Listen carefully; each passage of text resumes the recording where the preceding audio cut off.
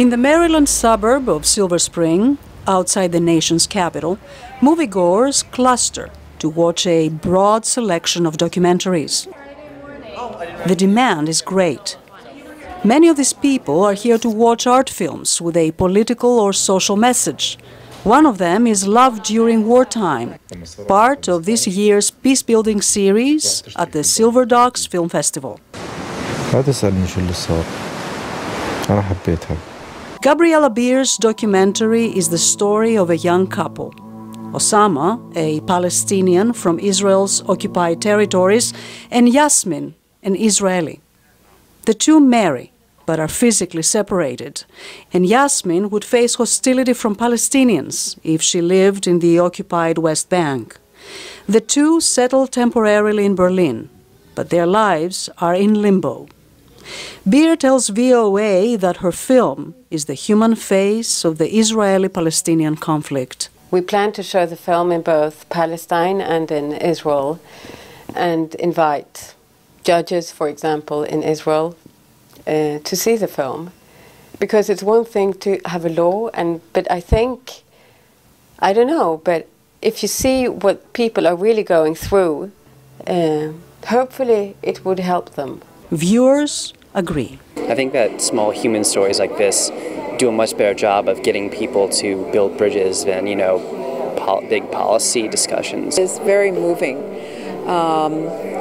Really made me see how much I don't know, don't understand, and helped me understand a lot more. Love should reach beyond boundaries. Love During Wartime is one of 5 documentaries selected for the Peacebuilding theme. I just won't let him go.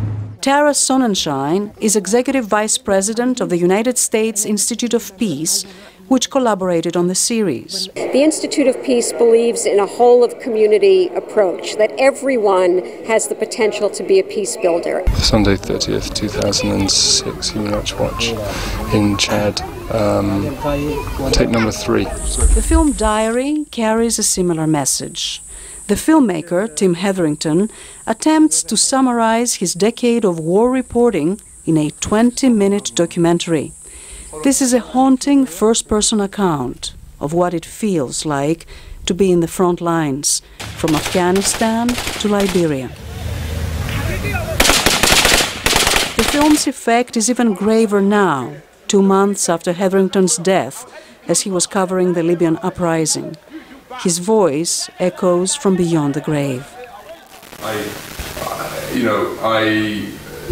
There is a political situation or a war or a catastrophe, and I go there to I make pictures to try to understand what is happening there for myself. My father was a young diplomat in 1943. The Rescuers by filmmaker Michael King is also from the Peacebuilding thread. It traces the story of 12 diplomats who defied their governments to save thousands of Jews from Nazi-controlled Europe during the Second World War.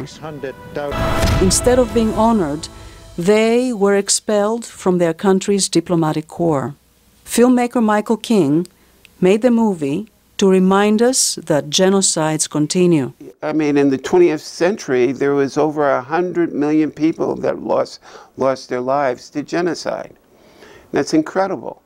And it still happens today. So the point is that we have Libya, there's thousands and thousands of refugees in Libya, there's refugees in Sudan and Egypt, and where are their rescuers?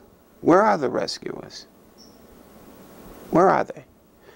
Kigali has been the center of the fiercest fighting in the Civil War. Documentaries are not going to stop genocides or resolve conflict. However, they do open dialogue, focus on our humanity, and expand our awareness. Penelope Poulou, VOA News, Washington.